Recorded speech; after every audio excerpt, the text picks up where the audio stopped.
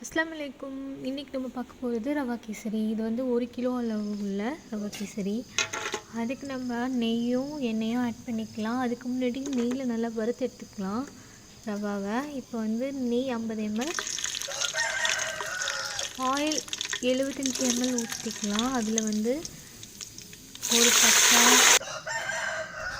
திராட்சை, முந்திரி போட்டு நல்லா வறுத்து எடுத்துக்கலாம். தேவையான அளவு தண்ணி ஊற்றிக்கலாம். எவ்வளோனா 1க்கு 1.5 அதான் ரேஷியோ. கலர் பவுடர் ஆட் பண்ணிக்கலாம். ஸ்வீட் என்ஹான்ஸ் பண்ணுறதுக்கு உப்பு ஆட் பண்ணிக்கலாம். நல்லா கொதித்து வந்தோன்னே ரவா வந்து கட்டிப்படாமல் நல்லா கிளறணும்.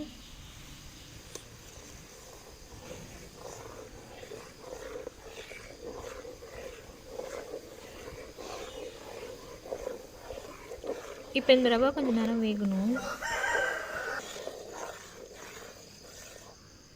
இப்போ நல்லா வெந்துருச்சு. ரவா எவ்வளோ ஆட் பண்ணமோ அதே ஈக்குவல் ரேஷியோவில் சுகர் ஆட் பண்ணிக்கணும். இப்போ நல்லா கிளறிக்கலாம். ரவா ஆல்ரெடி வெந்துருச்சு. இப்போ வந்து இந்த சுகர் நல்லா அதில் மிங்கிள் ஆகணும்.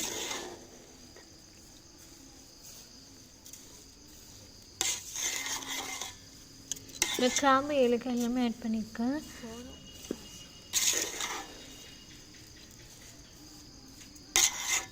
சுகர் நல்லா மெல்ட் ஆகி வருது. இதை ஒரு 5 மினிட்ஸ்லேருந்து 5 to 10 மினிட்ஸ் நல்லா மூடி வச்சு எடுக்கணும். சூப்பரான டேஸ்டான ரவா கேசரி ரெடி ஆகிடுச்சு. இதை இப்படியுமே நீங்கள் சாப்பிட்லாம். நான் இதை வந்து ஒரு பிளேட்டில் பீஸ் போட்டு எடுத்து வச்சுருக்கேன். தேங்க்ஸ் ஃபார் வாட்சிங்.